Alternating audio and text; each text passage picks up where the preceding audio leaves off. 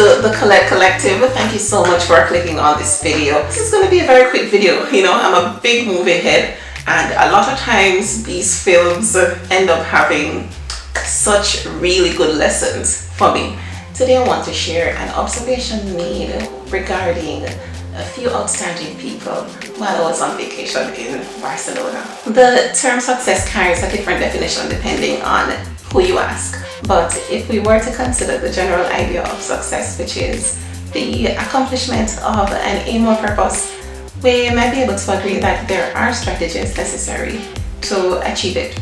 This observation, I think, speaks to the importance of one remedy for success in particular, and that is the importance of positioning oneself well. Right place, right time, and action.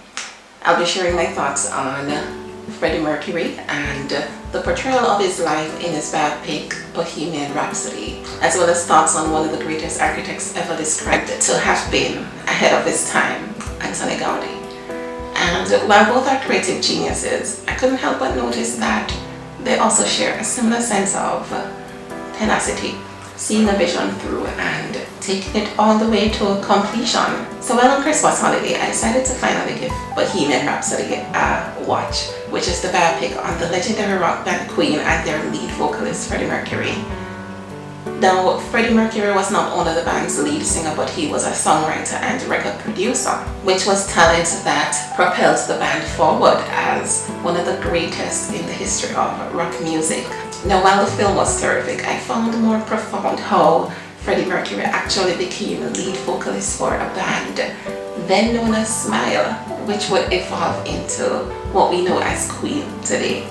So it appears to be the perfect outcome, and one might even consider it chance, which it could have very well been, but what if it's something very simple that we're all very well able to implement in an effort to achieve our very own aim or purpose? I'm talking about being so prepared that when success makes a turn on our corner, we know just what to do with it. Now, Freddie Mercury was actually a British Airways baggage handler prior to joining Smile, and how the film portrayed that encounter was that he was hanging around a spot where the band performed regularly, and then one evening he learned that the group's lead singer had quit, and he then recommended himself for the job, immediately giving them a taste of his vocal range that he's so well known for. He basically let them know what they'd be missing out on. The rest is history, as they say, you know.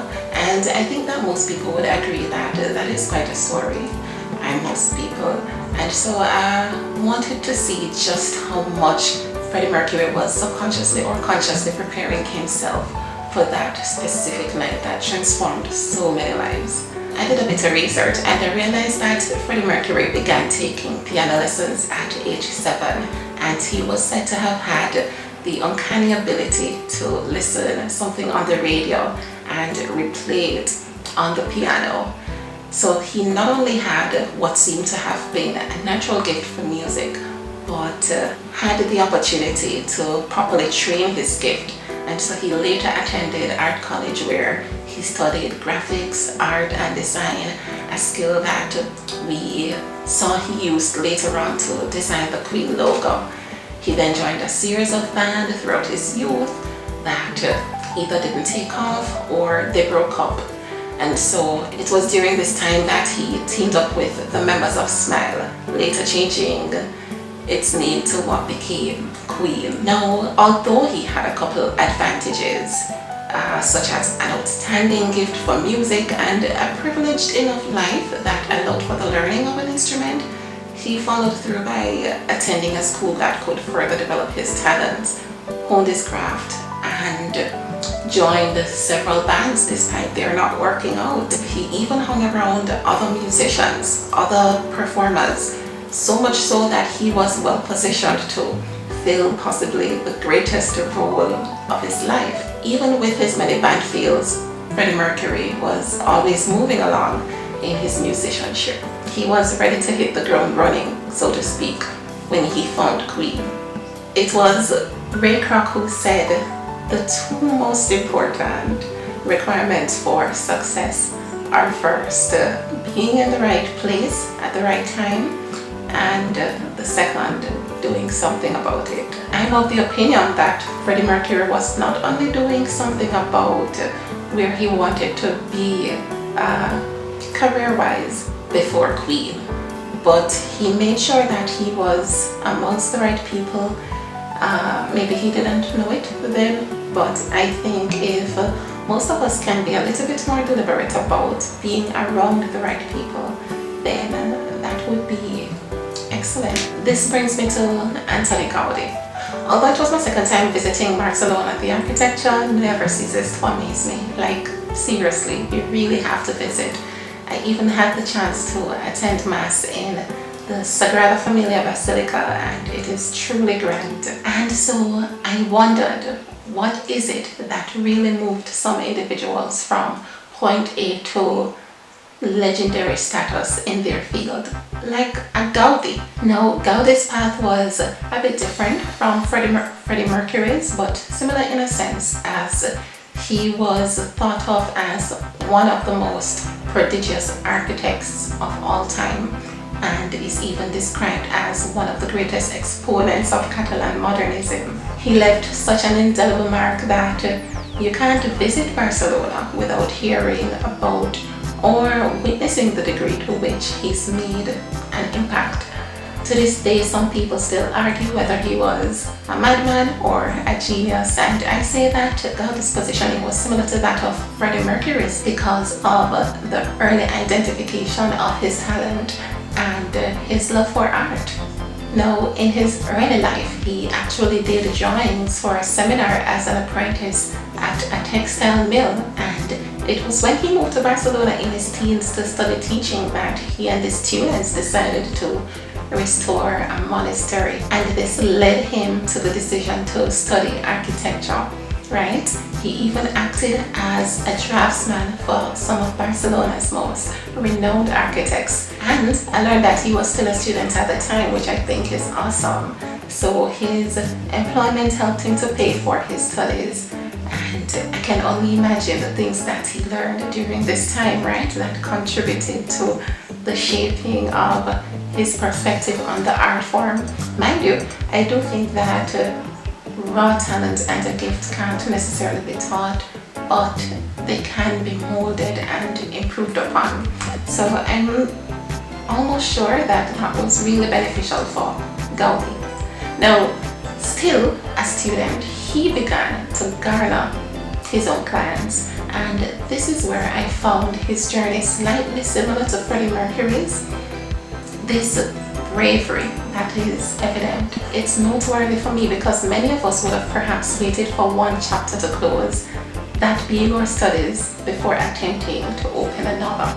We possibly wouldn't have dug deep for the confidence to seek out clients until a piece of paper, aka degree, validated us as qualified. And so not long afterwards did Gaudi produce a showcase for a glove manufacturer, and that is what caught the attention of a name that is spoken of whenever Gaudi is mentioned: Josep Güell, who was a textile manufacturer. So Güell asked him to design a piece of furniture for a chapel, and they eventually developed a strong working relationship and friendship, where Güell ended up commissioning a lot of his work over the next 35 years. And then Gaudi received his first significant commission the year before he graduated, and this is actually what helped to establish his reputation throughout Barcelona. So I think it's possible that he would have still grown to achieve the global fame that he did, with 7 of his buildings being listed by UNESCO as World Heritage Sites. But I also think that his drive and tenacity and confidence in his ability, I also think, fueled him to take a more independent approach, as opposed to waiting for someone to deem him gifted before he could begin. I understand that there is no one true remedy or strategy for success, but I really think that the choices both Freddie Mercury and Antoni Gaudi made as far as positioning themselves around the right people at the right time, both after they've done and while doing the work, made a significant difference. You know what I mean? It makes me especially happy as well to see and support people who busk, because although it is a good example of positioning yourself for a future as a performer, I imagine that it does wonders for the courage and the grit that such a career will require of them.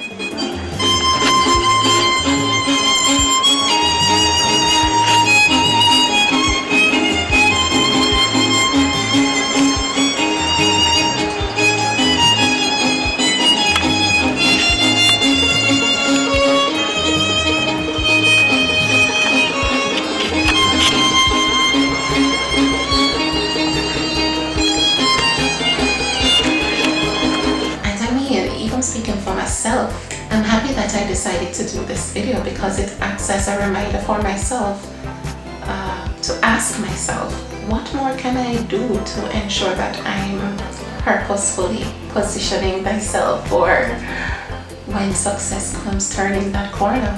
Am I forming bands?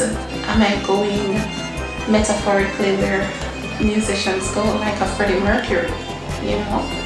Am I getting my own clients before graduation, like Gaudi, you know? Anyways, that's all I wanted to share with you guys. I hope that maybe this video sparked some thought, provoked some thought. Thank you for watching, and Happy New Year. I haven't even wished you a Happy New Year. Take care. I love you. I'm rooting for you. Bye.